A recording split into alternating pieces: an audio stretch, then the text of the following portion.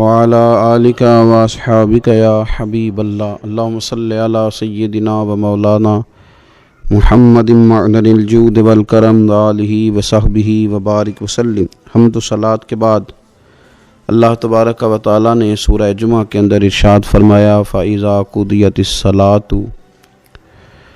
فرمایا جب تم نماز ادا کر لو فَانْتَشِرُوا فِي الْأَرْضِ، تو زمین میں پھیل جاؤ، وَابْتَغُوا مِنْ فَضْلِ اللَّهِ، اور اللہ کا فضل تلاش کرو، یعنی تم رزق کی تلاش میں نکل جاؤ۔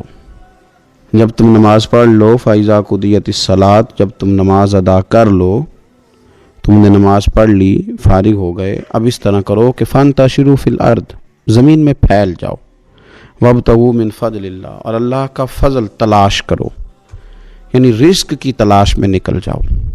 مفسرین نے لکھا مراد رزق کی تلاش میں نکل جاؤ۔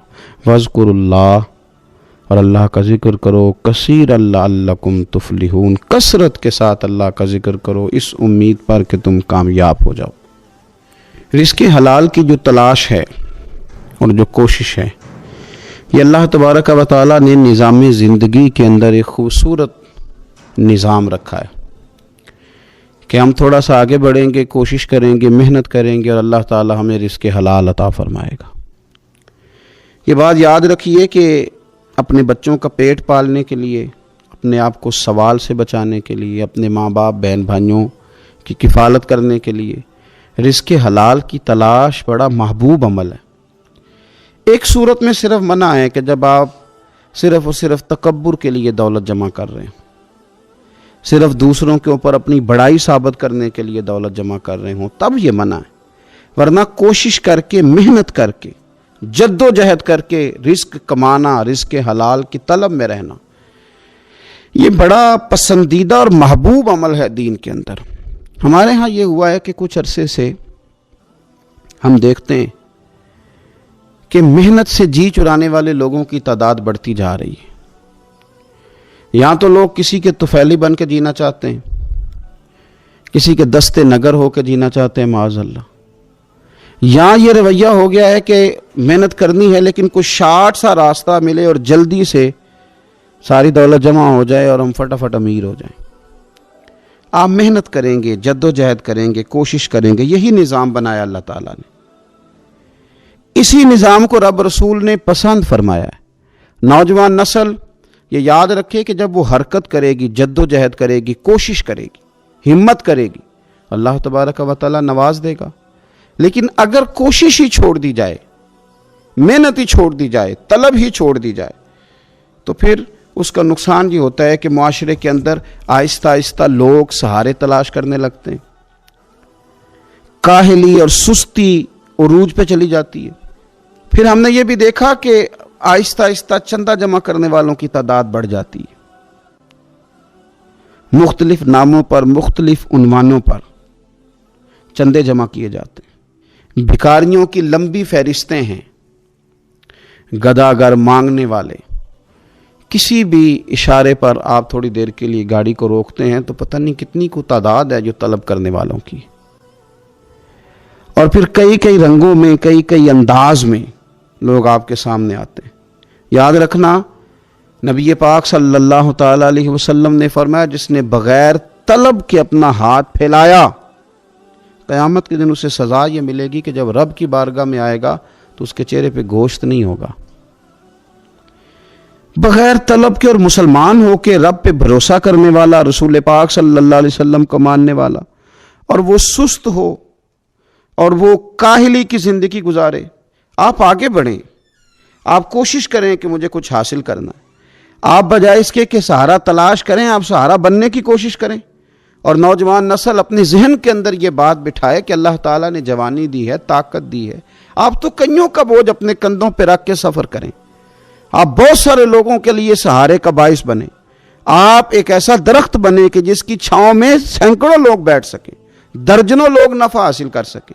آپ خوبصورت زندگی بنائیں، اپنے آپ کو آگے لے کر کے جانے کی کوشش کریں، اور اللہ تو بندے کے گمان کے قریب ہے۔ جس طرح کا انسان ذہن بناتا ہے رب کریم اتنا ہی اس بندے پہ فضل کرتا ہے۔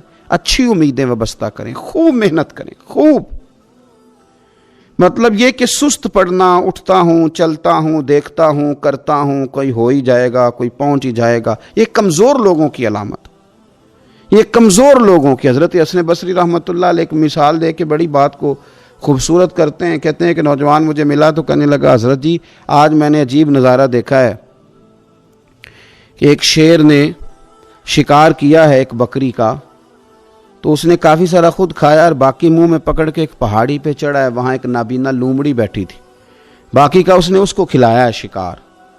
تو میں سوچتا ہوں رب کریم تو بندہ نابینا بھی ہو، گھر میں بھی بیٹھا ہو تو اس کو رزق پہنچا ہی دیتا ہے۔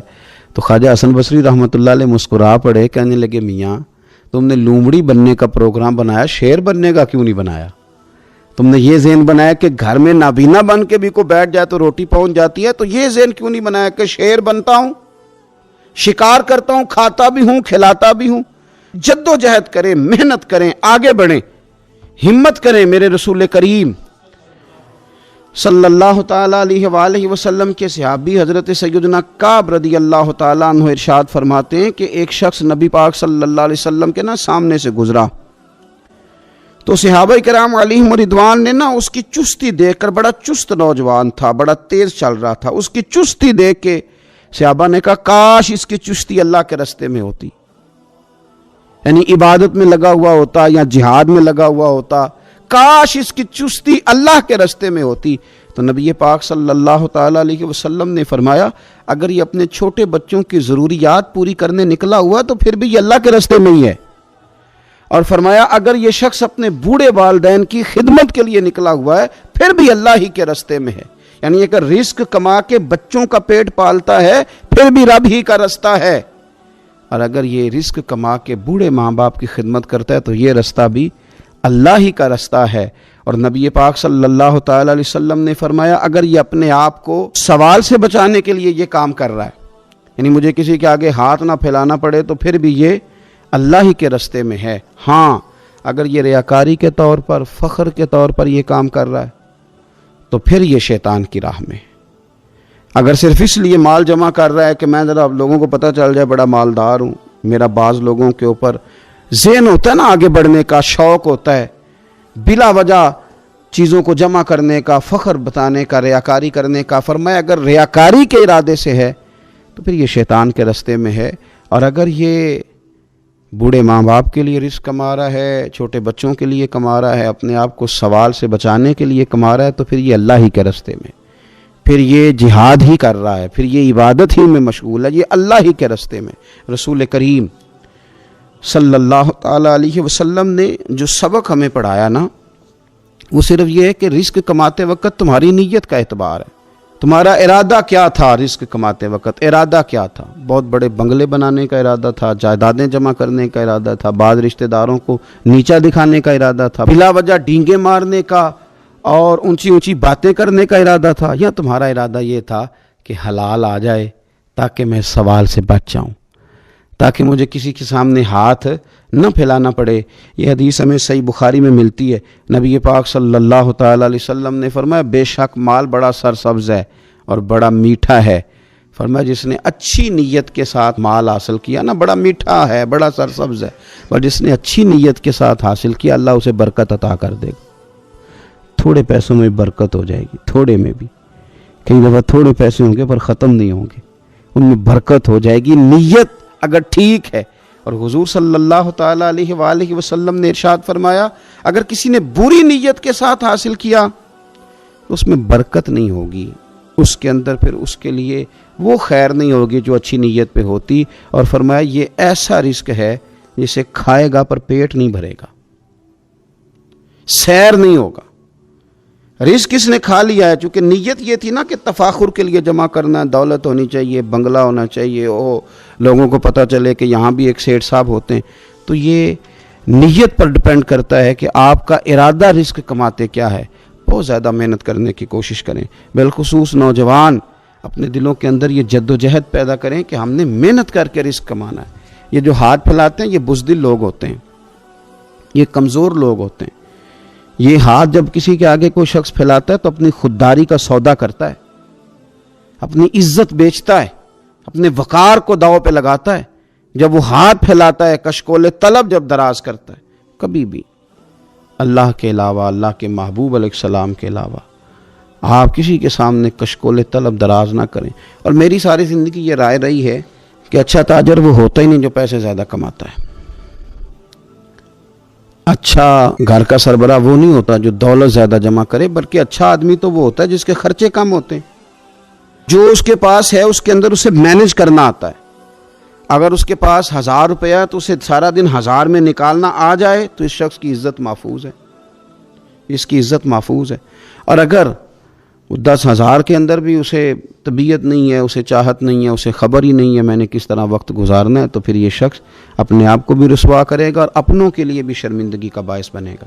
محنت کریں، کوشش کریں، اپنے آپ کو فارغ نہ رکھیں۔ فارغ آدمی کو زنگ لگ جاتا ہے۔ فارغ تو کوئی گھر پڑا رہے تو بعض لوگ کہنے لگتے ہیں کہ یہاں تو جنوں کا قبضہ ہو گیا ہے۔ فارغ ذہنوں پر شیطانوں کا قبضہ ہو جاتا ہے۔ کچھ کریں، محنت کریں، جد و جہد کریں، آگے بڑھیں۔ ہمارے بزرگ فرماتے ہیں کہ پانی چل رہا ہو تو وہ پاک ہوتا ہے، اگر کھڑا ہو جائے تو پھر اس کے پاک ہونے کا مسئلہ بدل جاتا ہے۔ چلتے رہیں، حرکت کریں، جد و جہد کریں، آگے بڑھیں، ہمت کریں۔ جو لوگ ہمت کرتے ہیں رب تعالیٰ ان کی مدد کرتا ہے۔ آپ تجارت کریں، حضور صلی اللہ علیہ وسلم نے تجارت فرمائی، نبی پاک صلی اللہ علیہ وسلم نے تجارت فرمائی، کتنا بڑا درجہ حضور نے ارشاد فرمایا۔ اللہ کے پیارے محبوب صلی اللہ تعالیٰ علیہ وسلم ارشاد فرمانے لگے، یہ حدیث پاک آپ کو ترمذی میں اور دیگر کتابوں میں ملے گی، فرمایا جو تاجر سچا ہوگا نا، تجارت کرے پر سچ بولے، سودا جو ہے وہی بتائے، سچا جو تاجر ہوگا اسے اللہ تبارک و تعالیٰ قیامت کے دن نبیوں، صدیقوں اور شہیدوں کے ساتھ جگہ عطا فرمائے گا۔ اور یہ اتنا بڑا درجہ، یعنی اسے صدیقین کے ساتھ کھڑا کر دیا، شہداء کے ساتھ، حالانکہ یہ شہید نہیں ہوا، یہ تو دکان کرتا رہا وقت پہ، اللہ نے اسے اپنے انبیاء کے ساتھ جگہ دے دی۔ اس کا مطلب ہے رب صرف مسجد میں نہیں ملتا، دکان پہ بھی مل جاتا ہے۔ شرط یہ ہے کہ دیانتداری کے ساتھ تجارت کی جائے، دیانتداری کے ساتھ۔ ایک تو یہ کہ یہ کام کریں، پھر یہ کہ بہت سارے صحابہ کھیتی باڑی کرتے تھے، بہت سارے صحابہ، اور حضور صلی اللہ تعالی علیہ وسلم نے فرمایا اگر تم نے کوئی درخت لگایا، پودا لگایا، تو جو بھی جاندار اس سے نفع حاصل کرے گا اللہ تمہیں اس کا اجر عطا کرے گا۔ کوئی بھی آپ کھیتی باڑی کریں، محنت کریں، جد و جہد کریں، پھر اس سے آگے ہاتھ سے مزدوری کرنا ہے، ہاتھ سے مزدوری۔ میرے دادا جان کا انتقال، ان کی عمر 90 سال سے زیادہ تھی جب وہ دنیا سے گئے تھے۔ تو آخری دن غسل کے بعد جب میں نے ان کے ہاتھ کو کھولا تھا تو تب بھی ان کے ہاتھوں پر محنت کے نشان تھے، ابھی بھی ان کے ہاتھوں پہ چھالے تھے، مجھے پکے پڑ گئے تھے نا، وہ ساری زندگی رہے میرے والد صاحب کے ہاتھوں پہ ہمیشہ، کیونکہ دامان توکل کی یہ خوبی ہے کہ اس پر پیوند لگے ہوتے ہیں پر دھبے نہیں ہوتے۔ محنت آپ کریں، محنت کے نشان ہونے چاہیے، کرپشن کے داغ نہیں ہونے چاہیے۔ آپ تھک جائیں کام کرتے، لیکن میرے بھائی اس طرح نہ ہو کہ لوگ، میں نے کئی دفعہ کہا ہے کہ روب کپڑوں کا نہیں ہوتا، روب تو کردار کا ہوتا ہے۔ کروڑوں روپے کا آپ مکان بنا لیں، گاڑی خرید لیں، لیکن آپ کا پیسہ کرپشن کا ہے تو لوگ دروازے کے سامنے کھڑے ہو کے کہتے ہیں 2 نمبر طریقے سے کمایا۔ لیکن چھوٹا سا کوئی ملازم ہو کسی دفتر میں، ہو دیانتدار، تو لوگ دروازے کے سامنے بڑا افسر بھی کھڑا ہو کے کہتا ہے یار یہ بندہ نہ رشوت لیتا ہے نہ ناجائز سفارش سنتا ہے، اس سے ذرا احتیاط سے بات کرنی ہے۔ تو بتلائیے روب کپڑوں کا ہے کہ کردار کا ہے، دولت کا ہے کہ کردار کا ہے؟ کردار کی عظمت ہوتی ہے۔ اس لیے میرے نبی پاک صلی اللہ تعالی علیہ وسلم نے فرمایا کسی بندے نے بھی، یہ بخاری ہے، حضور فرماتے ہیں کسی نے بھی اپنے ہاتھ سے زیادہ بہتر کھانا کوئی نہیں کھایا، اپنے ہاتھ کی کمائی سے زیادہ بہتر کسی بندے نے کھانا نہیں کھایا۔ اور فرمایا اللہ کے نبی حضرت داؤد علیہ السلام اپنے ہاتھوں سے کمائی کر کے کھایا کرتے تھے، اپنے ہاتھوں سے محنت کر کے کھاتے تھے۔ سب سے بہترین کھانا آپ وہ کھاتے ہیں جو آپ اپنے ہاتھوں سے محنت کرتے ہیں، مشقت کرتے ہیں، آپ کوشش کر کے جو کھانا آپ محنت کر کے کماتے ہیں۔ یہ مزدور بڑے شاندار لوگ ہوتے ہیں، یہ کسان بڑے شاندار لوگ ہوتے ہیں۔ میں نے دیکھا ہے رات کی تنہائیوں میں اٹھ اٹھ کے کھیتوں کو پانی لگاتے ہیں۔ میں نے ان کو جانوروں سے پیار کرتے دیکھا ہے، ان کو محبت کرتے دیکھا ہے۔ میں نے دیکھا ہے کہ یہ بہت سارے دنیاوی تکلفات سے نکل جاتے ہیں، ان کو زیادہ فکر نہیں رہتی کہ میرے کپڑوں پہ دھبے ہیں کہ یہاں کس طرح کا ماحول ہے۔ میں نے دیکھا ہے کہ ان کی عیدیں تک اپنے جانوروں کے ساتھ گزرتی ہیں، ان کے ساتھ وقت گزارتے ہیں، پیار کرتے ہیں۔ آپ جب محنت کا ارادہ کرتے ہیں تو اللہ بڑا نوازتا ہے۔ اپنی زندگی محنت والی، جد و جہد والی بنائیں، اور یاد رکھیں ہماری سوسائٹی کے اندر اتنے زیادہ غم نہیں ہیں، سب سے زیادہ پریشانی یہ ہے کہ جوان سست ہو گئے۔ علامہ اقبال نے کہا تھا لہو مجھ کو رلاتی ہے جوانوں کی تان آسانی۔ جوان اصل میں کمزور ہو گئے، اس لیے خرابی زیادہ بڑھ گئی۔ اگر جوان تازہ دم ہوں، سستی کو چھوڑیں، آگے بڑھنے کا جذبہ پیدا کریں۔ اٹھ باندھ کمر کیوں ڈرتا ہے، پھر دیکھ خدا کیا کرتا ہے۔ کوشش کریں، ہمت کریں، محنت کے ساتھ رزق کمائیں، اپنوں کا سہارا بنیں، اپنوں سے پیار کریں۔ اتنے زیادہ غریب لوگ نہیں ہیں ہمارے ہاں، صرف یہ ہے کہ جو محنت کر سکتے ہیں انہوں نے محنت چھوڑ دی ہے۔ سورہ ابراہیم کی پہلی آیہ مبارکہ میں فرمایا کہ الف لام را کتاب انزلناہ الیک لتخرج الناس من الظلمات الی النور۔ فرمایا اے محبوب علیہ السلام، یہ کتاب ہم نے آپ پر نازل کی ہے تاکہ آپ لوگوں کو اندھیروں سے نور کی طرف لے جائیں، تاکہ آپ لوگوں کو اندھیروں سے نکال کے نور عطا فرما دیں۔ بِإِذْنِ رَبِّهِمْ إِلَى صِرَاط، اور اپنے رب کے حکم سے اپنے رب کے رستے کی طرف لوگوں کو لے جائیں۔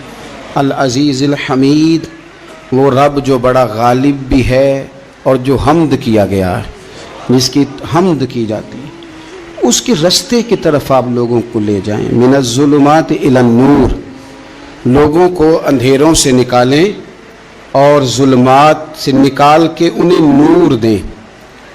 ہمارے مفسرین کرام نے یہاں لکھا ہے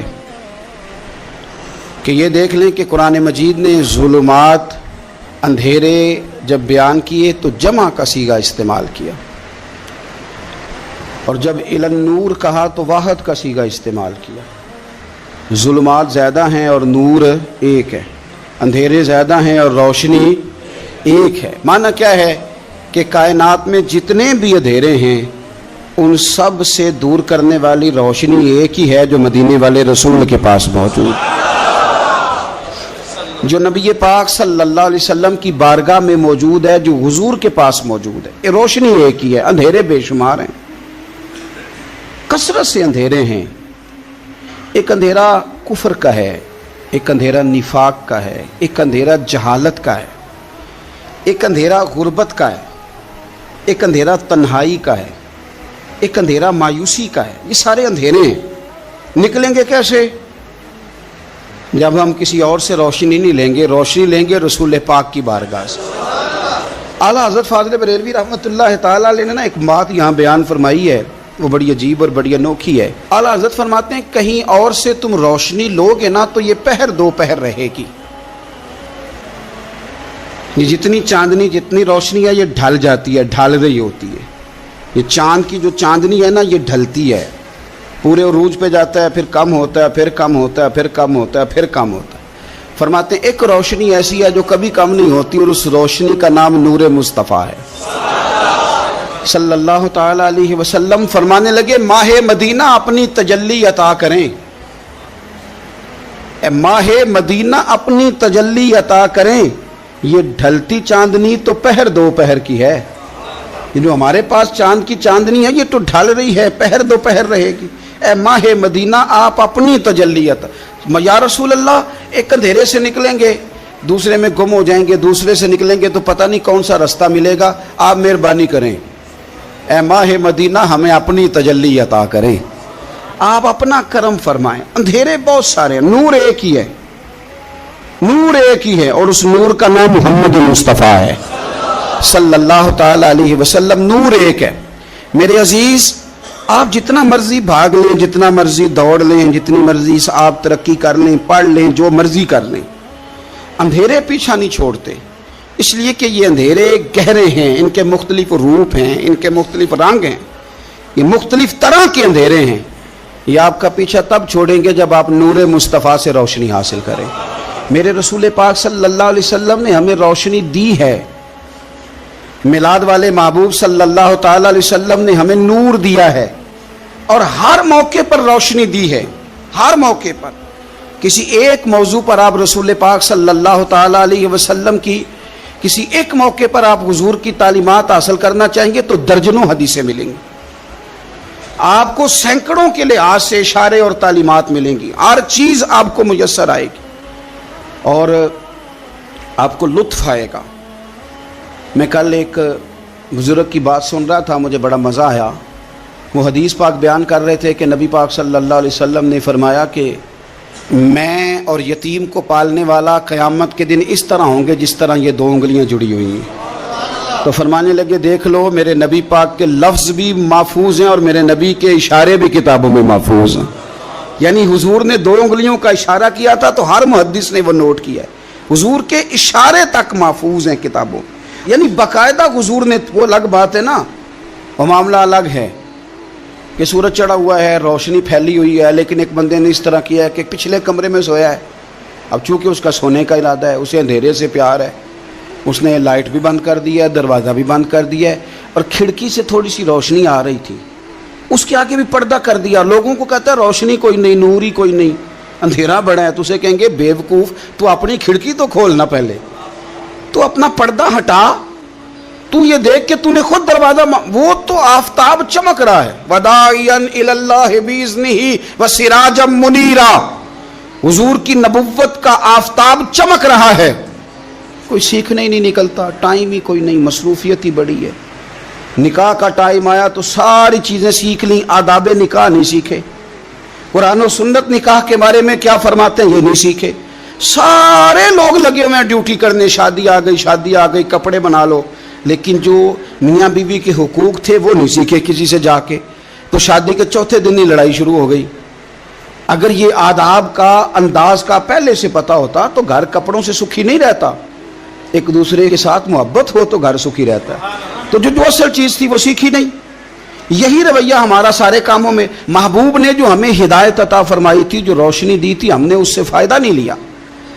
اور اب میلاد شریف کا مہینہ آیا ہے تو میلاد شریف کا مہینہ بھی آپ نے یہ محفلیں ان لوگوں کے سپرد کرنی ہیں جو اللہ خیر کرے، ہاتھ میں جن کے سپیکر ہوگا، کبھی بھاگ کے ادھر جائیں گے، کبھی دوڑ کے ادھر جائیں گے، اور وہ کہیں گے کہ ہاں میں تمہیں میلاد سنا رہا ہوں، تمہیں کیا پتا، میں بتاتا ہوں۔ آپ نقطے نہ بیان کریں، آپ میلاد والے رسول صلی اللہ علیہ وسلم کی سیرت کا ایک باب کھولیں، آپ بتائیں نبی پاک صلی اللہ علیہ وسلم نے بحیثیت باپ کیسے وقت گزارا ہے، بحیثیت ایک شوہر کے کیسے وقت، آپ ایک ایک چیپٹر سیرت کا کھولیں، آپ لوگوں کو تعلیم دیں، بس کریں، کروڑوں روپیہ جلسوں پہ لگتا ہے، کیا دے رہے ہیں آپ قوم کو، اور قوم بھی کہتی ہے بڑا چسکا آیا، بڑے نقطے سنے، کچھ آداب بھی سیکھے، اس میں سے ملا بھی، یہ محفل ہے، آج کو میلہ نہ بنائیں، میلہ اور ہوتا ہے، محفل اور ہوتی ہے۔ میلے میں لوگ جاتے ہیں، گھوم پھر کے آتے ہیں، کہتے ہیں پنگھوڑے اچھے تھے، اس کے اندر کھلونوں کی دکانیں اچھی تھی، میلہ ہوتا ہے اور محفل ہوتی ہے، تو محفل کو محفل بنائیں، میلہ نہ بنائیں، مہربانی فرمائیں۔ میرے عزیز، آپ میری بات پر غور کریں گے اور اسے یاد رکھیں گے، ایک تو ہے کہ ایز اے اسپیشل میرے نبی پاک نے تعلیمات، اور ایک یہ کہ حضور ویسے کسی سے گفتگو کریں تو اللہ اسے ہدایت عطا فرما دے۔ سیرت النبویہ میں موجود ہے، حضرت بریدہ اسلمی رضی اللہ تعالیٰ عنہ صحابی ہیں، وہ فرماتے ہیں کہ جب ابو جہل نے اعلان کیا نا کہ جو معاذ اللہ ثم معاذ اللہ نقل کفر نہ باشد، حضور ہجرت کر کے مکہ مکرمہ سے مدینہ طیبہ جا رہے، تو جو سید عالم صلی اللہ علیہ وسلم کو گرفتار کرے گا اسے 100 سرخ اونٹ دیے جائیں گے۔ آج ہمارے زمانے میں سائیول نسل کی گائے بھینس بڑی مہنگی ہے، تو 100 گائیں وہاں سے لے آئیں تو کتنے کروڑ بنا۔ عرب میں سرخ اونٹ بڑا مہنگا تھا، اور 100 ملے گا تو بڑے بڑے لوگوں کے لیے بڑا اچھا موقع مل گیا امیر بننے کا، تو بڑے لوگ بھاگے۔ بریدہ کہتے ہیں میں اکیلا نہیں، 70 بندے میں نے ساتھ لیے، چونکہ انعام ہی بہت تگڑا تھا، 70 بندے ساتھ لے کے میں گیا حضور کو گرفتار کرنے۔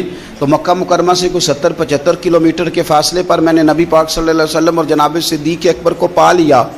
کہتے ہیں جب 70 سواروں کے ساتھ، ان کے ہاتھ میں نیزے ہیں، تلواریں ہیں، ان 70 سواروں کے ساتھ جب میں وہاں پہنچا اور جناب صدیق اکبر رضی اللہ تعالیٰ عنہ نے ہمیں آتے ہوئے دیکھا تو تھوڑا گھبرائے۔ کہتے ہیں صدیق اکبر گھبرا رہے تھے کہ 70-71 بندے آ گئے، پر حضور زیر لب تھوڑا تھوڑا مسکرا رہے تھے، حضور زیر لب تھوڑا تھوڑا مسکرا رہے تھے۔ اور نبی پاک صلی اللہ علیہ وسلم بڑے اطمینان کے ساتھ بیٹھے. بریدہ آ گئے اور جب آ کے کھڑے ہوئے نا تو حضور نے پوچھا تمہارا نام کیا ہے؟ ایک بندہ گرفتار کرنے آیا ہے. میں نے کہا کہ جب آپ کو بڑا ڈر چڑھا ہو تو روشنی مدینے والے رسول عطا کریں گے. چاروں جانب خوف ہو تو نور میرے نبی سے لے لو، انشاءاللہ دل ٹھنڈا ہو جائے گا.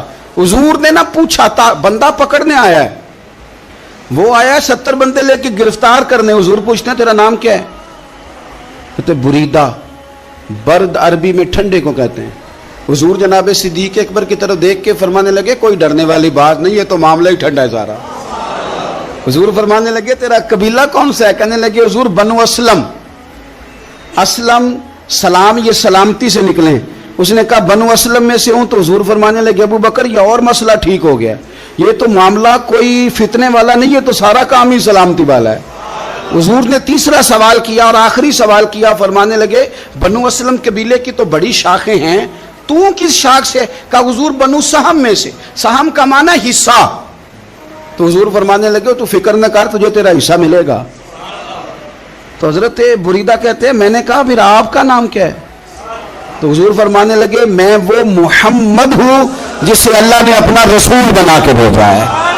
میں وہ محمد ہوں صلی اللہ علیہ جسے اللہ نے اپنا رسول بنا کے بھیجا ہے. تو بریدہ آگے بڑھے اور اپنا ہاتھ آگے کر کے کہنے لگے آپ نے فرمایا تھا نا کہ حصہ ملے گا، تو پھر مجھے پڑھائے کلمہ، میں بھی مسلمان ہونا چاہتا. مل گیا حصہ. حضور روٹین کی بات چیت کریں تو اللہ ہدایت عطا کر دیتا. روٹین کی بات چیت کریں تو بھائی جو ایز اے اسپیشل حضور کا دین سیکھے، جو غور کر کے سیکھے. ہر پریشانی آپ کی، ہر، اور یار بندوں کی نہیں جانوروں کی بھی، صرف بندوں کی نہیں جانوروں کی بھی. اور ترغیب و ترہیب دیکھیے.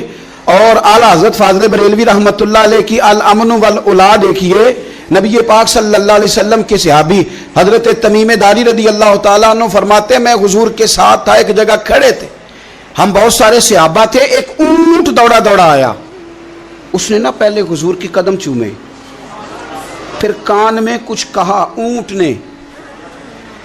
تو حضور فرمانے لگے تو فکر نہ کر، اگر تو سچا ہے تو تیری مدد ہوگی، اور اگر تو جھوٹا ہے تو تجھے تیرے جھوٹ کی سزا ملے گی.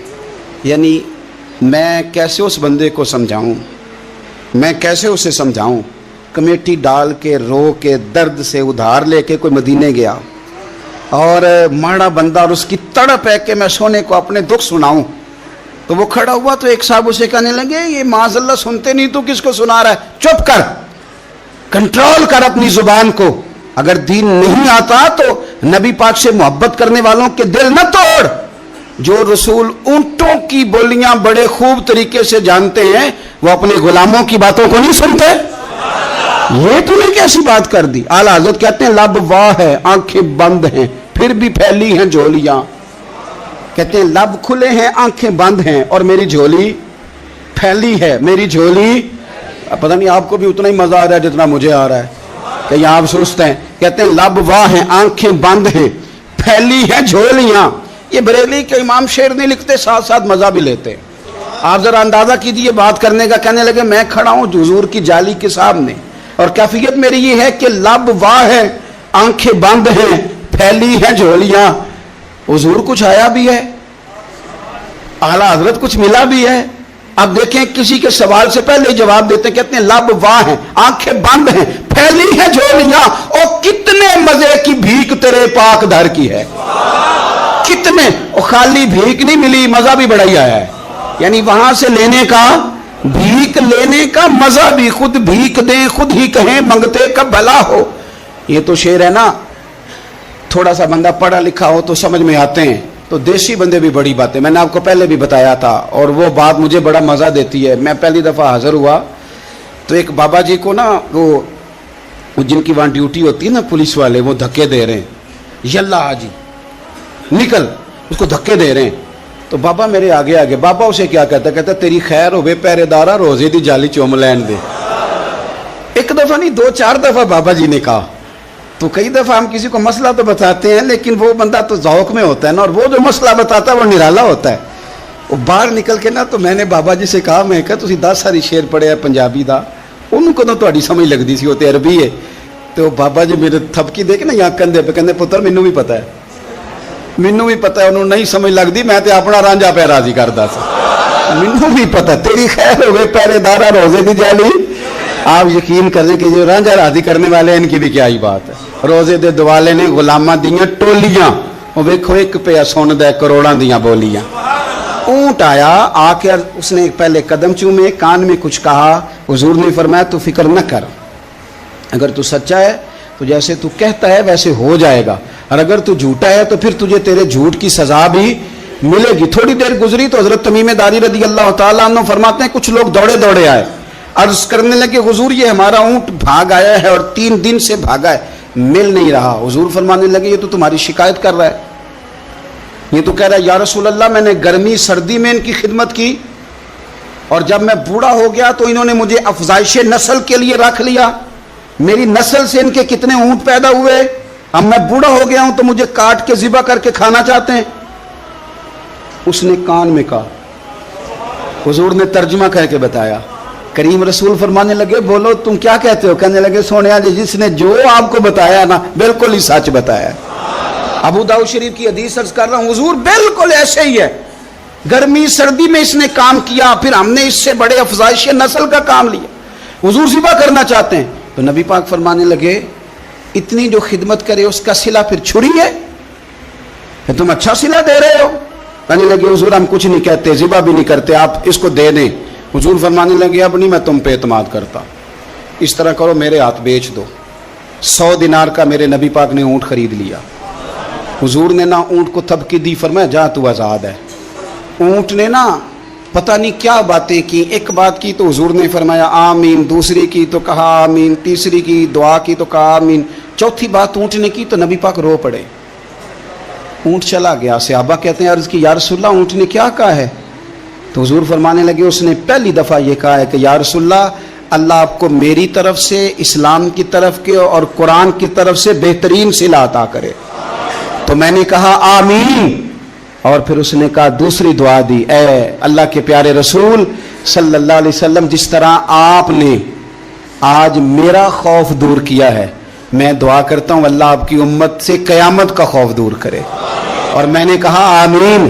तो नबी पाक सल्लल्लाहु ताला अलैहि वसल्लम फरमाते हैं फिर उसने तीसरी दुआ की, अर्ज़ की या रसूल अल्लाह सल्लल्लाहु ताला अलैहि वसल्लम जिस तरह आज आपने मेरा खून बचाया है, सुनिया मेरी दुआ है रब तेरी उम्मत का खून महफूज करे। तो मैंने कहा आमीन। हुजूर फरमाते हैं फिर उसने चौथी दुआ की, या रसूलल्लाह मेरी दुआ है आपकी उम्मत लड़े ना, जंगो जिदाल ना करे, आपस में गले ना काटे। तो हुजूर फरमाते हैं मैंने आमीन भी कहा और मैं रो भी पड़ा, इसलिए कि ये दुआ मैंने अपने रब करीम से मांगी थी कि ए अल्लाह मेरे उम्मती लड़े नहीं, आपस में लड़े नहीं। और यारो बच्चे लड़ते हैं, बच्चे लड़ते हैं तो क्या बाप खुश होता है? वो तो परेशान होता है, रोता है मेरी उम्मत लड़े ना। तो मेरे रब करीम ने फरमाया महबूब ये दुआ मुझसे ना मांगिए, ये खुदा की हिकमत का तकाजा है, ये लड़ेंगे। तो नबी पाक सल्लल्लाहु अलैहि वसल्लम फरमाते हैं जब लड़ाई की बात की तो मैंने फिर उस वक़्त मैं आबदीदा हो गया, मैं रो पड़ा। ये नाजुक मसला है, तकलीफ वाला है कि ये लड़ेंगे, कुछ लोग फ़िरके बना लेंगे, अलग अकीदे घड़ लेंगे और सच्चे सुच्चे मुसलमानों से लड़ेंगे। मेरे भाई याद रख लें कि रसूल पाक तो जानवर अंधेरे में डूब जाए तो निकाल देते हैं, तो उम्मती क्यों कहीं और रोशनी तलाश करता फिरता है? वो रोज कहे कि माह मदीना अपनी तजल्ली अता करे। ये ढलती चांदनी तो पहर दो पहर की है। मेरे रसूल पाक सल्लल्लाहु अलैहि वसल्लम हर एक का खौफ दूर करते, हर एक की परेशानी दूर करते, हर एक को हुजूर नवाजते, हर एक पर करम नवाजी। हजरत मौला अली शेर खुदा रदी अल्लाह ताला अन्हु इरशाद फरमाते हैं कि एक आराबी नबी पाक सल्लल्लाहु अलैहि वसल्लम की बारगाह में आया और उसने बार बार सवाल किया, बार बार हुजूर से सवाल करने लगा।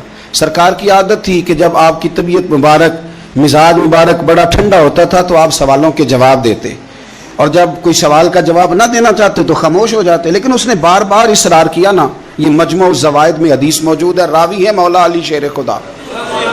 देखें हुजूर का नूर देने का शौक़ कितना है। नबी पाक सल्लल्लाहु ताला अलैहि वसल्लम से जब उस एराबी ने बार बार सवाल किया ना तो फिर हुजूर खुद फरमाने लगे चल फिर मांग, तू क्या मांगता है? मौला अली फरमाते हमें बड़ा रश्क आया, ہمیں بڑا ناز آیا, ہم نے کہا کیا بات ہے؟ حضور نے فرمایا مانگ, کیا مانگتا ہے؟ اب یہ نبی پاک سے جنت مانگے گا اور دنیا میں بیٹھے بیٹھے اپنے لیے جنت کی ٹکٹ بک کرا لے گا, اپنے لیے یہ جنت کے اندر بہترین محل اپنے لیے الاٹ کرا لے گا. لیکن بڑا ہی بولا تھا. میں کیا کروں, آج بھی اس طرح کے بھولے بے شمار ہیں. عقیدت سے جاتے ہیں, کامل شیخ کے پاس جاتے ہیں, مانگتے کیا ہیں جا کے؟ دنیا کی دولت, یعنی کاروبار نہیں چلتا. یہ تو بات کسی سیٹ سے بھی کر لیتے تو اچھے کاروبار کا مشورہ دے دیتے. تم کسی درویش کے پاس گئے تھے تو اس سے مصطفیٰ کی نظر کرم مانگنی تھی, اس سے اللہ کی رحمت کا سوال کرنا تھا, اس سے کہنا تھا کہ ایک خیر کی نظر ڈالیں, انظرنا, یہ کہنا چاہیے تھا. یہاں کیا انداز ہے, عام دام برسرے مطلب. مولا علی شیر خدا فرماتے ہیں ہمارا خیال تھا جنت مانگے گا, پر بڑا بھولا آدمی تھا. کہنے لگا یا رسول اللہ صلی اللہ علیہ وسلم میں نے سفر کرنا ہے, مجھے سواری کے لیے ایک اونٹ دے دیں. تو حضرت علی فرماتے ہیں ہمیں اس نے سوال تو کیا پر جو ہماری طبیعت تھی اس مطابق اس نے نہیں کیا, یعنی جس طرح کا دروازہ تھا اس طرح کی بھیک نہیں مانگی. اس نے اونٹ مانگا, حضور نے فرمایا چل دیا تجھے. گویا حضور نہ اندھیرے دور کرنا چاہ رہے ہیں اس کے, فرمایا چل اونٹ دے دیا, اب تو کچھ اور بھی مانگ لے. حضرت علی کہنے لگے لو بڑے نصیب والا, ایک چانس اور ملا ہے. تو کہنے لگا حضور اس طرح کریں جو اونٹ پر کجاوا باندھا جاتا ہے وہ بھی دے دے. تو حضرت علی شیر خدا فرمانے لگے ہم نے کہا تیرا اللہ بھلا کرے, تو کہاں اڑ گیا.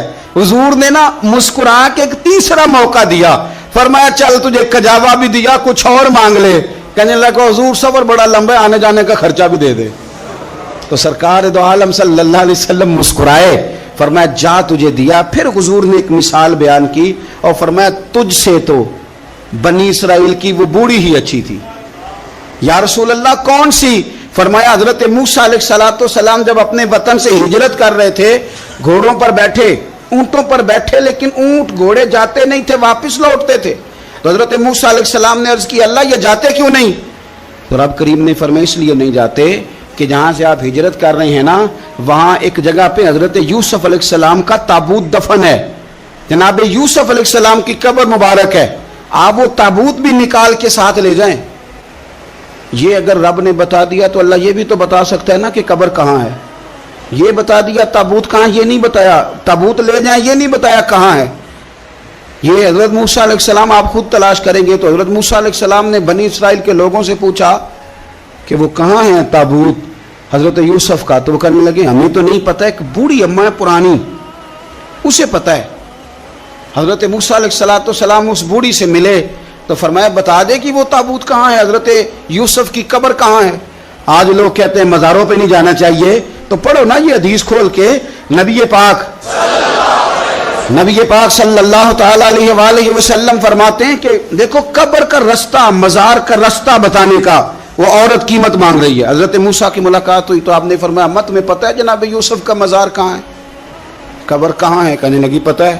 تو آپ نے فرمایا بتا دے. کہنے لگی مفت کیسے بتا دوں, ابھی تو لوگوں کو مزاروں پہ جانے کی دلیل نہیں مل رہی, اور یہاں وہ بوڑھی کہتی ہے اور بیان کر رہے ہیں میرے نبی پاک صلی اللہ علیہ وسلم. اور بوڑھی کہنے لگی مفت نہیں بتاؤں گی. تو حضرت موسیٰ فرمانے لگے قیمت لے لے. کہنے لگی بالکل آپ قیمت دیں گے تو بتاؤں گی. فرمایا قیمت کیا ہے؟ کہنے لگی قیمت یہ ہے کہ جنت میں مجھے بھی اس محلے میں مکان چاہیے جس میں حضرت موسیٰ علیہ السلام کا مکان ہو. اس محلے میں مجھے بھی مکان چاہیے, اسی درجے میں آپ کے ساتھ. تو حضرت موسیٰ فرمانے لگے اماں چل تو جنت کا مکان مانگ, تو نے تو بہت بڑی سوسائٹی میں پلاٹ مانگ لیا ہے, وہ تو بڑا اونچا معاملہ ہے, وہاں تو انبیاء اور رسول ہوں گے, تو دور پہنچ گئی ہے, جنت مل جائے گی پر موسیٰ کا ساتھ. تو کہنے لگے جاؤ پھر میں بھی نہیں ایڈریس بتاتی, پتا تو میرے پاس ہی ہے نا, اور کسی کو ہے پتا. تو حضور فرمانے لگے تجھ سے تو وہ بوڑھی اچھی تھی. جب وہ بی بی اڑ گئی کہنے لگی نہیں بتاتی. تو حضرت موسیٰ علیہ السلام عرض کرنے لگے مالک اب کیا کرنا ہے؟ تو رب کریم نے فرمایا موسیٰ آپ جنت میں اپنے پڑوس والے مکان کا وعدہ آپ کر لیں اور بوڑھی کو وہ مکان عطا میں کر دوں گا. آپ وہ مکان کا وعدہ کر لیں, دے دیں گے. حضرت موسیٰ نے وعدہ کیا, پھر بی بی نے پتہ بتایا حضرت یوسف کے مزار کا, اور پھر وہاں سے حضرت یوسف کا تابوت نکال کے لے گئے. حضور فرمانے لگے بولے تو نے کیا مانگا؟ اونٹ, کجاوا, خرچہ. اور کاش میں نے تجھے کہا تھا تو نے کچھ مانگا ہوتا. میرے رسول پاک اپنی امت کی توجہ دلاتے ہیں. حضور فرماتے ہیں تمہارے نبی کے پاس بڑا کچھ ہے, आओ आओ मांग लो, अब तंगी ये दामा पे ना जा, और भी कुछ मांग है आज वो माहिल बाता, और भी कुछ मांग, ना बहस में उलझ आ, तलब कर मांग। मांगा फिर बरेली के इमाम ने, कहने लगे माह मदीना अपनी तजल्ली अता करें। ये ढलती चांदनी तो पहर दो पहर की है, मेहरबानी करें या रसूलुल्लाह, एक तजल्ली, एक मेहरबानी कर दे रसूल पाक सल्लल्लाहु अलैहि वसल्लम। एक ना और बहुत बड़ा अंधेरा है, वो है गुर्बत की मायूसी का अंधेरा। मेरा दिल करता है कि मैं अपील करूं हुकूमत वक्त से कि बड़ा कुछ मनाते हो, मेरे नबी का मिलाद आलमी तौर पर मनाओ, और इन्हें बताओ कि रसूल पाक सल्लल्लाहु अलैहि वसल्लम ने ये नहीं फरमाया कि हम हर गरीब को अमीर करेंगे, बल्कि मेरे नबी ने ये कहा है कि हम गरीब को इज्जत इतनी दे देंगे, गरीब को इज्जत इतनी दे देंगे कि अमीरों का भी गरीब होने को दिल करेगा।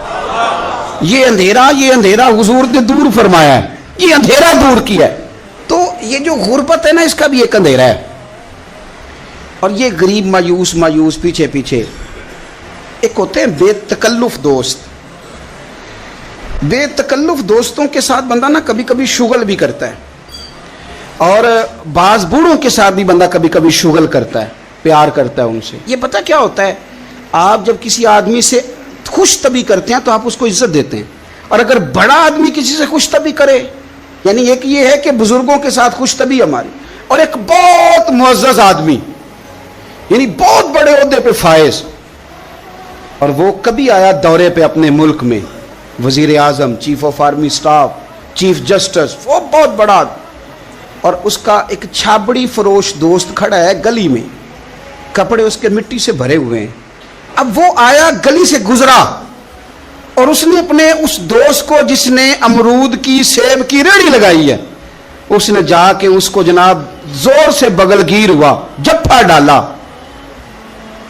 तो अब मुझे बताएं कि आर्मी चीफ ने तो गांव आना ही था, वजीर आजम ने तो आना ही था, सदर ने तो आना ही था, लेकिन जिसको उसने सीने लगाया वो बंदा भला कहां पहुंच गया है। इकट्ठे खेलते रहे। अब मैं जो हदीस मुस्नद इमाम अहमद बिन हंबल से पढ़ने लगा हूं, उस हदीस को अब आप सुने। अब आप देखें कि जायका कितना तगड़ा आता है। मुस्नद इमाम अहमद बिन हंबल में हजरत अनस बिन मालिक कहते हैं, एक जाहिर नाम के सहाबी थे, गरीब आदमी था, थोड़ी सी तरकारियां, थोड़े से फल, थोड़ी सी सब्जी गांव से सर पे रख के लाता। छाबड़ी फरोश कहते हैं आप, रेड़ी वाला। वो गरीब आदमी गांव से सब्जियां लाता और ला के ना मदीने वाले महबूब को ताजी सौगातें गांव की देता, और हुजूर उसे शहर की चीजें देते। और हुजूर पता क्या फरमाते, यानी ये गरीब आदमी को इज्जत देने का रंग है। नबी पाक फरमाते, ये मेरा देहाती है, मैं इसका शहरी हूं। हुजूर सहाबा के बीच बैठ के कहते, ये सज्जन है मेरा, ये मेरा पिंडू है, मैं इसका शहरी हूं।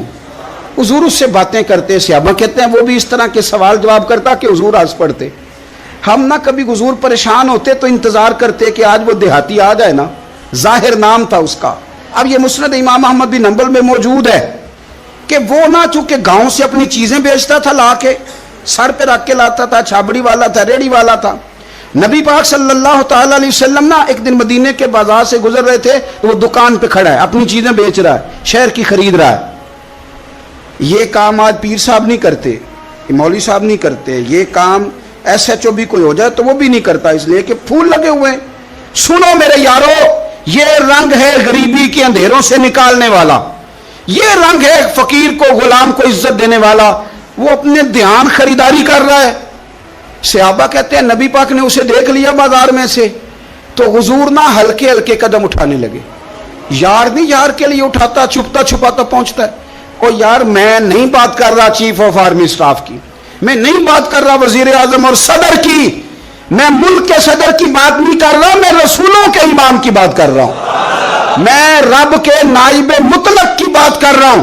वो फरिश्ते जिनका जलवा देखने के लिए तरसें और अल्लाह की बारगाह में अर्ज करें कि तेरा महबूब आ रहा है मेराज पे, तो 2 मिनट मिलेंगे ज़ियारत के लिए। नबी सफ़े बांध के मस्जिद अक्सा में इंतजार करें। ओ गरीबों, तुम्हें जो रोशनी मदीने वाले रसूल ने दी, तुम्हें कोई लीडर नहीं दे सकता। चुपके हुजूर गए, वो तरकारियां बेच रहा है, छाबड़ी वाला, रेड़ी वाला, रेड़ी वाला, रेली वाला। और मेरे भाई कमाल कर देते हैं, वहां पहुंचा देते, अट्टी वाली ये तेरी खैर हो गई, ओ भाई क्या अंदाज है।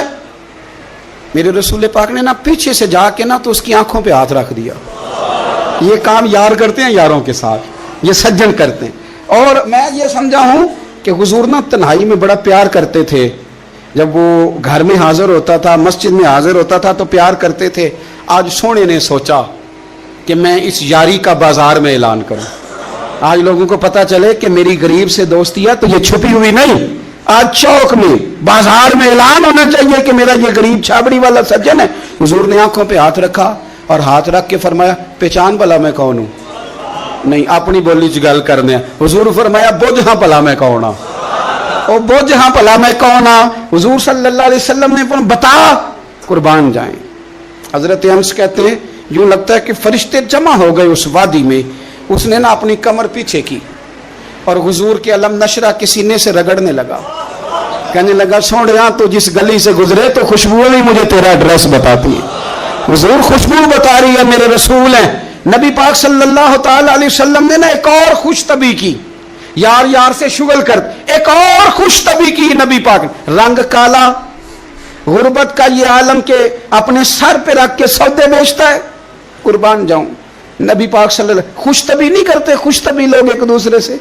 तो नबी पाक सल्लल्लाहु अलैहि वसल्लम ने बाजू पकड़ के कहा, ओ भाई मैंने ये बंदा बेचना है, कोई खरीदेगा? निर्ख बाजारे मोहब्बत का अनोखा हो गया, खुद खरीदारों में शामिल आके मौला हो गया, कोई खरीदेगा? हजरत अनस कहते हैं, इन बातों पे लोग हंस रहे थे, मुस्कुरा रहे थे, लेकिन फिर उसने इस खरीदने के जवाब में जो जुमला कहा तो सारे रो पड़े। नबी पाक ने जब कहा कोई खरीदेगा तो उसने चेहरा पीछे किया, सिर्फ चेहरा, रो के कहने लगा, सोनिया मुझे तो अपना नाम भी नहीं लिखना आता, ये तो तू बंदा नवाज है, तो करम फरमाता है, मुझे तो नेड़े कोई नहीं बिठाता, मेरा ना रूप है, ना रंग है, ना शक्ल है, ना कोई और मेरे पास खूबी, मुझे कौन खरीदेगा? लोग तो मुलाजम भी रखते हैं, तो पढ़े लिखे और सियाने रखते हैं, मुझे कौन खरीदेगा? अब इस बात पर जब लोग रोए तो मेरे नबी पाक ने यूं पकड़ा, वो कहते नहीं मैं तेरा सज्जन हूं, तेनू कोई परवाह नहीं। नबी पाक ने यूं कंधा पकड़ा और उसका रुख फेरा और फिर सीने से लगा, फरमाया चुप कर, ये तूने क्या कहा कि मुझे कौन खरीदेगा? फरमाया तू रब रसूल से प्यार करता है, बंदों की नजर में तेरी कदर हो ना हो, मेरे रब की नजर में तेरी बड़ी कीमत है, बड़ी कदर और कीमत है, बड़ी जब तक बिके न थे कोई पूछना न था, तूने तो खरीद कर हमें अनमोल ही कर दिया, तूने तो खरीद कर हमें, मैं सही कहता हूं, तूने तो खरीद कर हमें, तूने तो खरीद कर हमें। लाइनों में लोग खड़े हैं फूल लेके, गाड़ी के पीछे भाग रहे हैं, गाड़ियां चूम रहे हैं, मेरे संगियों के हाथ चूम रहे हैं। कभी पलट के देखता हूं तो सोचता हूं मैं गलियां दा रूड़ा कूड़ा, ऐ मैनू महल चढ़ाया जी सांझा, मैं गलियां दा रूड़ा कूड़ा, जब तक बिके न थे कोई पूछता न था, तूने खरीद कर हमें अनमोल कर दिया। वक्त मुकम्मल हो गया है, पर मेरा दिल करता है एक बात और करूं, एक बात और करूं, एक बात। मुस्लिम शरीफ में इस हदीस की असल मौजूद है, बाकी किताबों में। एक सहाबी हैं, नाम है जुलाबीब, रंग काला, होंठ मोटे, नाक चपटी, कोई पास नहीं बिठाता, पूछने वाला कोई नहीं। हजरत जुलाबीब रदी अल्लाह ताला अन्हु, लोगों को नाम भी नहीं आता होगा ज्यादा लोगों। हजरत जुलाबीब रदी अल्लाह ताला अन्हु खूबसूरत सहाबी, गरीब आदमी, सहाबी खूबसूरत, बज़ाहिर रंग रूप काला। एक जंग में भी हुजूर के साथ गए, जंग खत्म हो गई, कुछ सहाबा शहीद हुए, अल्लाह ने इस्लाम को, मुसलमानों को कामयाबी दी। सारे लोग ना, सारे लोग अपने अपने शहीदों को तलाश कर रहे हैं। सहाबा कहते हैं नबी पाक भी किसी को ढूंढ रहे हैं, ढूंढ रहे हैं, सब लोग ढूंढ रहे थे, हुजूर भी किसी को ढूंढ रहे हैं। फिर नबी पाक ने फरमाया सारे मिल गए, सब शुहदा की मुकद्दस मैयतें मिल गई, जख्मी मिल गए, हुजूर सारे मिल गए। हुजूर ने फरमाया एक दफा फिर ढूंढो, हुजूर ढूंढ आए हैं, सारे मिल गए। फरमाया नहीं एक बार फिर ढूंढो, हुजूर मिल गए। नबी पाक ने फरमाया मुझे जुलाबीब नहीं नजर आ रहा, वो नहीं मिल रहा मुझे। हुजूर आप उसे ढूंढ रहे थे? फरमाया हाँ। एक सहाबी फिर गए, दौड़े आए, हुजूर वो ना मिल गए, हजरत जुलाबीब शहीद हो गए। हुजूर ये उनकी लाश मुबारक पड़ी है। करीम रसूल गए तो सहाबी कहने लगे हुजूर ये 7 लाशें काफरों की हैं, एक लाश हजरत जुलाबीब रदी अल्लाह ताला अन्हु की है। हुजूर वहां खड़े हैं। इस हदीस की असल मुस्लिम शरीफ में मौजूद है। میرے نبی پاک صلی اللہ تعالی علیہ وسلم نے فرمایا دیکھو میرا بہادر 7 کافروں کو قتل کر کے شہید ہوا ہے. یہ 7 کو قتل کر کے شہید ہوا ہے. یہ لفظ ہے حدیث پاک کے. میرے نبی پاک صلی اللہ علیہ وسلم نے اس شخص کو جس کو ڈھونڈنے والا بھی کوئی نہیں, لاش اٹھانے والا بھی کوئی نہیں, اس وقت ان کا اپنا موجود بھی کوئی نہیں, یہ لفظ ہے حدیث کے, رنگ کالا بندہ غریب, دیکھو حضور نے کیسے اندھیرے سے نکالا. اللہ کے رسول سرانے کھڑے ہوئے اور اتنے اعلیٰ لفظ نہیں ملتے. امام حسین کے لیے ملتے ہیں, چند اور لوگوں کے لیے ملتے ہیں, ہر ایک کے لیے نہیں ملتے. نبی پاک نے اشارہ کیا, ادھر دیکھنا, اشارہ کیا, ان کی لاش مبارک پڑی ہے, فرمایا ھذا منی وانا منہ. یہ نہیں فرمایا یہ جنت میں گیا ہے, یہ نہیں فرمایا پکا جنتی ہے, بلکہ فرمایا ھذا منی. لوگوں کا خیال تھا انہیں تو ڈھونڈنے بھی کوئی نہیں گیا تھا, ان کی تو خبر لینے بھی کوئی نہیں گیا, ان کا تو اپنا بھی کوئی نہیں تھا, لیکن وہاں کھڑے کھڑے حضور نے فرمایا میرے غلاموں سنو, تم اس کا رنگ کالا سمجھتے ہو, تم اسے لاوارث سمجھتے ہو, ھذا منی وانا منہ. فرمایا یہ مجھ سے ہے میں اس سے ہوں, یہ مجھ سے ہے میں اس سے ہوں. تو من شدی من تو شدم, ھذا منی وانا منہ, یہ مجھ سے ہے میں اس سے ہوں. صحابہ کہتے ہیں وہ نا الفاظ کیا میٹھے تھے, کانوں میں گھوم گئے. اب اس کا کیا ترجمہ کریں؟ سونے نے بتا دیا یہ میرا میں اس کا, یہ میرا غلام ہے اس کا آقا, یہ مجھ سے میں اس سے. قبریں تیار ہو گئیں, سب اپنے اپنے شہیدوں کو قبروں میں دفن کرنے لگے. کہتے ہیں ان کی باری بھی آئی تو کچھ صحابہ نے انہیں بھی اٹھانا چاہا تو حضور نے فرمایا ہٹ جاؤ, تمہیں بتایا نہیں ھذا منی, میرا ہے, پیچھے ہٹو نا, قربان جائیں. کہتے ہیں سب پیچھے ہٹ گئے. تو جس طرح ماں بیٹا اٹھاتی ہے, حضور نے ایک ہاتھ ان کے سرہانے کے نیچے رکھا, ایک ان کی ٹانگوں کے نیچے رکھا, اور حضور نے یوں اٹھایا. او یارو پتہ نہیں میں کیا کہہ رہا ہوں, یہ حدیث کے لفظ ہیں, مر جانے کو جی چاہتا ہے. حضور نے یوں اٹھایا, پھر نبی پاک اکیلے لے کے قبر میں اترے. میں نے جب حدیث پڑھی تو میں نے نا اس کے حاشیے میں ایک جملہ لکھا ہے, جب حضور نے اٹھایا نا تو یقیناً نبی پاک صلی اللہ علیہ وسلم نے ماتھا بھی چوما ہوگا, یقیناً حضور نے پیار بھی کیا ہوگا.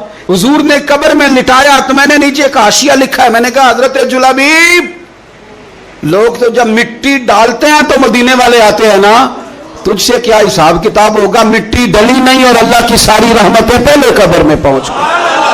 قبر میری تے میرے اب پیرا جے کر پامیں پھیرا, قبر دے اندروں ہڈیاں اٹھ کے مجرا کر سن تیرا. کیا کہا بریلی کے امام نے, کہنے لگے ماہ مدینہ اپنی تجلی عطا کریں. یہ ڈھلتی چاندنی تو پہر 2 پہر کی ہے, یہ ڈھلتی چاندنی تو پہر 2 پہر کی. میرے دوستو, نہ دائیں بائیں بھیک مانگو, نہ چاپلوسیاں کرو دنیا داروں کی, نہ ادھر ادھر بھاگو. اعلیٰ حضرت کہتے ہیں تم ٹھوکریں کھاتے پھرو گے, ان کے در پہ آ پڑو. قافلہ تو اے رضا اول گیا آخر گیا, حضور کی بارگاہ کی طرف توجہ کریں, رج کے پیار کرے مدینے والے محبوب سے, ہمیشہ مدحت خیر الانام میں گزرے. دعا ہے یہ عمر درود و سلام میں گزرے. آخر دعوا.